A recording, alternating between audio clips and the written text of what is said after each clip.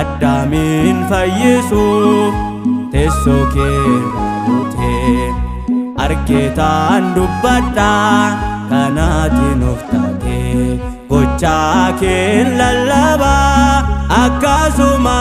eenyummaa Iyyesuus Waaqa fayyisaa hundumaa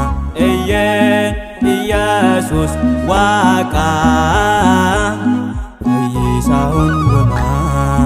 jaalala kee argee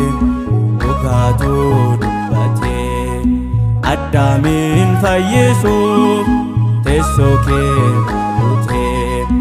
argeetaan dubbadha kanaatiin of taate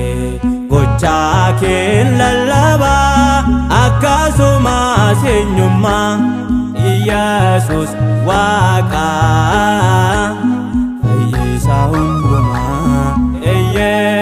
Iyyesuus Waaqa fayyisaa hundumaa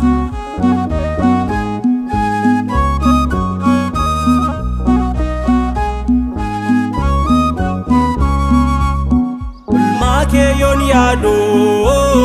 onneen na rifata waa'ee kee Iyyesuus dhagaan afaan dubbata Ulmaa kan keen fixu hedduun na hanqata galata keen jedha ammas lammata galata keen jedha ammas lammata jaalala kee argee dhugaatu dubbate Addamin fayyisu teessoo kee argeetaan dubbadha kanaatiin of taate gochaa kee lallaba akkasuma eenyummaa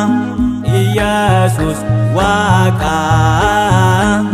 fayyisaa hundumaa Iyyesuus Waaqa fayyisaa hundumaa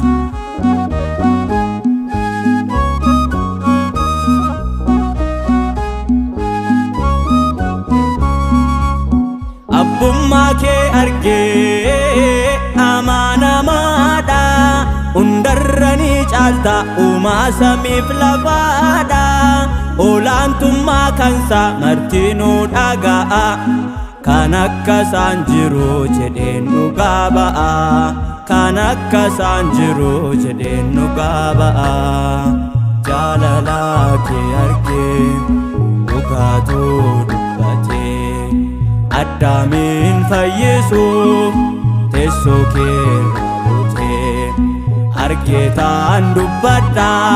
kanaatiin of taate gochaa kee lallaba akkasuma eenyummaa Iyyesuus Waaqa fayyisaa hundumaa Iyyesuus Waaqa fayyisaa hundumaa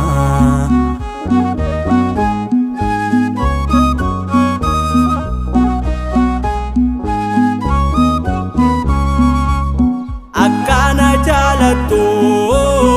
ani hubadheera nagaa kan koo badee sirraa argadheera siidhaam yaa gooftaa koo bulchaaf olchaan koo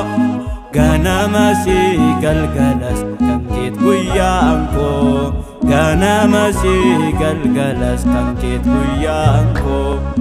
jaalala kee argee dhugaatu dubbate Addamin fayyisu teessoo kee argeetaan dubbadha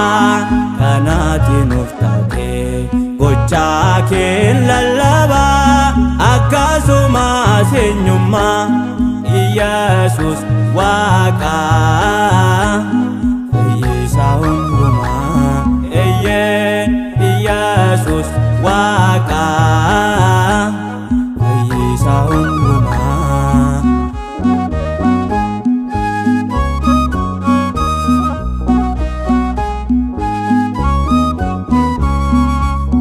baraan galatuumiin arsaa afaan kooti kennaa kootu kana onnee kurraa maddeeti sirraa addaan baatum jiraattuun lubbuu too jireenya kan feetu hundarra caalteetoo jireenya kan feetu hundarra yaaddeetoo jaalalaa kee argee dhugaatuu dubbatee Addaamiin fayyisuuf teessoo kee raawwatee argeetaan dubbadha kanaatiin of taate gochaa kee lallaba akkasuma eenyummaa Yesus Waaqa fayyisaa hundumaa Yesus Waaqa fayyisaa hundumaa jaalalaa kee argee dhugaatuu dubbatee